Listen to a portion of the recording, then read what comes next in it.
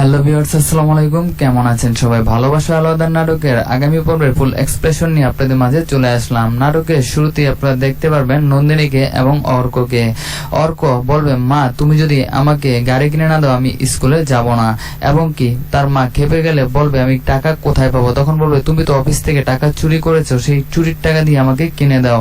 এইসব বলাতে নন্দিনী তার উপর অনেক বেশি চড়া হবে, তাকে ধরে একটা থাপ্পড় পর্যন্ত মারবে। তা আপনারা আগামী পর্বে দেখতে পারবেন। 119 নম্বর পর্বে আপনারা আরো দেখতে পারবেন নন্দিনী এবার সিদ্ধান্ত নিবে, মাহিন স্যারকে সবকিছু বলে দিবে এবং কি তার ছেলের ব্যাপারেও বলবে যাতে সে একটা গাড়ি পায়। অন্যদিকে দেখতে পারবেন শাহিন এখান থেকে চলে গেল, সে কিন্তু তার মেয়ের সাথে এবার যোগাযোগ রাখার জন্য ফোনে কথা বলবে 119 নম্বর পর্বে। তার মেয়েও তাকে পেয়ে অনেক খুশি।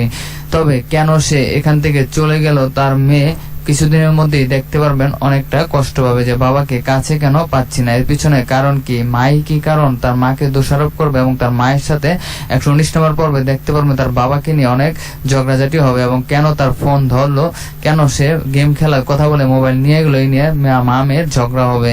এদিকে আপনারা আরো দেখতে পারবেন শাহিন এখন কোথায় আছে। শাহিন তার গার্লফ্রেন্ডের সাথে তার বাড়িতেই থাকছে, তারা স্বামী স্ত্রীর মতো একসাথে থাকছে, একসাথে জীবনযাপন করছে। যদিও তারা আগের বয়ফ্রেন্ড গার্লফ্রেন্ড ছিল, তার এক্স গার্লফ্রেন্ডের সাথে অবশ্যই তার জীবনটা মানিয়ে নিতে চলেছে। যাই হোক, অবশেষে শাহিনকে কখনোই ক্ষমা করবে না, তার মা বলে দিয়েছে যে একটা ছোট্ট নাবালক বাচ্চা থুয়ে এখান থেকে যেতে পারে, সেই এমনকি বউ বাচ্চা রেখে যেতে পারে, তাকে আমি কখনোই মেনে নিব না। অন্যদিকে দেখতে পারবেন যখনই জানতে পারবে অপূর্ব এবং সেই মাহিন আহমেদ যে এই তানিয়ার বোনই চুরিটা করেছে এই রাইসা ম্যামের কথা মতো, তখন এই রাইসা ম্যামকে উঠে পড়ে ধরবে আগামী পর্বে আপনারা দেখতে পারবেন।